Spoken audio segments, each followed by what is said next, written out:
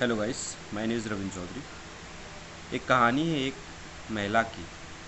वो डेली अपने काम के लिए ऑफिस जाती थी क्योंकि घर का खर्च चलाना होता था। तो वो ऑफिस जाती थी। बुजुर्ग थी, 50 के लगभग होंगी। तो बस स्टॉप पर पहुंची, बस का इंतज़ार करने लगी। जहां बस स्टॉप पर देखा तो बहुत सारी भीड़ थी। तो वहां पर उनको बैठने की जगह नहीं मिली क्योंकि उनके घुटनों में दर्द था। लेकिन काफ़ी टाइम इंतज़ार करने के बाद जब बस आई तो बस में जैसे ही वो चढ़े तो वहाँ पे भी जगह नहीं थी, सीट खाली नहीं थी। उनको प्रॉब्लम हो रही थी खड़े होने में। तो पीछे से एक आवाज़ आई कि आपके लिए सीट खाली है। वो तुरंत वहाँ पे गई और वहाँ पर सीट पर बैठ गई। जिसने आवाज़ दी थी वो एक महिला थी, ईंट ईंट वगैरह ढोने का काम करती थी। तो वो भी अपनी ड्यूटी ख़त्म करके आ रही थी। तो जैसे ही वहाँ पे उन्होंने देखा कि उनको प्रॉब्लम है तो उन्होंने अपनी सीट उनको दे दी। जैसे ही उन वहाँ पर बैठे हो वो खड़े हो गए। थोड़ी देर बाद एक स्टॉप आया और वहाँ पे उनके जो बुज़ुर्ग महिला थी उनके बगल में सीट खाली हो गई। तो उन्होंने उनको काम वाली महिला को इशारा किया कि आप आके बैठ जाइए। लेकिन उन्होंने देखा कि एक महिला अपने बच्चे को लेकर खड़ी थी और उनको प्रॉब्लम हो रही थी खड़े होने में क्योंकि बच्चे को साथ में लिए थी। तो उन्होंने उनसे कहा कि आप इस सीट पर बैठ जाइए और वो उस सीट पर बैठ गई। उसके बाद में थोड़ी दूर और चले, फिर एक स्टॉप आया तो वहाँ पे उतर गई, सीट खाली हुई। फिर जो ऑफिस वाली महिलाएं हैं उनने काम वाली महिला से बोला कि आप आ जाइए और इस पर बैठ जाइए। लेकिन उनने देखा कि एक बुज़ुर्ग लगभग 70-80 के बीच में वो वहाँ पे खड़े थे, उनको भी खड़े होने में प्रॉब्लम हो रही थी, सीनियर सिटीजन।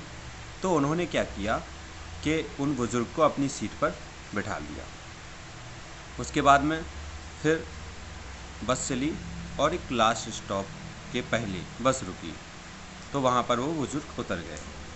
अब जब लास्ट स्टॉप ही था, बस धीरे धीरे खाली हो रही थी। तो फिर उसके बाद में उन ऑफिस वाली महिला ने बोला काम वाली महिला से कि अब तो बस खाली हो गई है, आप आके बैठ जाइए। तो वो आके बैठ गई। तो उन्होंने पूछा कि आप ये बताइए कि आप ये जो अभी किया है आपने, ये आप रोज़ करती हैं या आज ही कर रही हैं? उन्होंने कहा मैंने आपको बस स्टैंड पर देखा, आपको खड़े होने में बहुत तकलीफ़ हो रही थी, यहाँ तक कि आपको बस में चढ़ते समय भी बहुत तकलीफ़ हो रही थी। तो मैंने आपको इसलिए सीट दे दी और मेरा तो ये रोज़ का काम है क्योंकि मैं इतने पैसे वाली तो हूँ नहीं जो कि मैं लोगों की पैसे से मदद कर सकूँ। इसलिए मैं लोगों की, कहीं बस में हम जाते हैं तो सीट उनको दे देते हैं, कहीं रास्ते पे कचरा पड़ा होता है तो मैं उसको हटा देता हूँ, कहीं मेरे पास थोड़ा बहुत भोजन बचता तो मैं जानवरों को खिला देती हूँ। ऐसे ऐसे करके मैं मदद करती हूँ।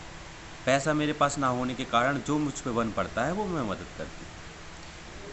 इस बात से जो बुजुर्ग महिला ऑफिस वाली थी उनको बहुत कुछ सीखने को मिला कि हेल्प करने के लिए अंदर से एक आवाज़ आनी चाहिए कि हाँ मुझे हेल्प करनी है, दिखावा नहीं। लोग आजकल क्या करते हैं, कुछ पैसे किसी को देते हैं, थोड़ा बहुत दान कर देते हैं और शो ऑफ करने लग जाते हैं, वीडियोग्राफी फोटोग्राफी करने के बाद और जगह जगह दिखाते हैं कि मैंने ये किया मैंने वो किया। दान कभी ऐसा नहीं करना चाहिए। दान इस कदर होना चाहिए कि आप एक हाथ से दो तो दूसरे हाथ को पता भी न चले कि मैंने दान किया। वो होता है दान। आप दिखा के, किसी को बता के आप नीचा दिखाते हैं। अगर आप किसी को कुछ दे रहे हैं और आप उसकी फ़ोटो निकाल के फेसबुक व्हाट्सअप कर रहे हैं तो उसको अच्छा नहीं लगता, लेकिन आपको शो ऑफ करना। तो ऐसा ना कीजिए, दान दीजिए, ज़रूरतमंद को दान दीजिए। ज़रूरी नहीं है आपके पास हो। जैसी बस वाली महिला ने लोगों की हेल्प करी है, आप भी ऐसी लोगों की जब ज़रूरत पड़े वहाँ पर हेल्प कीजिए। इस कहानी से आपको यही सीख मिलती है कि लोगों की हेल्प करनी चाहिए किसी भी परिस्थिति में। आप किसी भी परिस्थिति में हो फिर भी आप हेल्प कीजिए।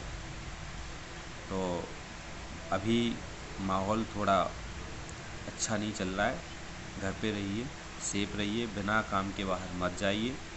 बहुत बहुत धन्यवाद स्टोरी सुनने के लिए। अच्छी लगी हो तो लाइक कीजिए, कमेंट कीजिए और अच्छी लगी हो तो शेयर कीजिए। बहुत बहुत धन्यवाद। Thank you.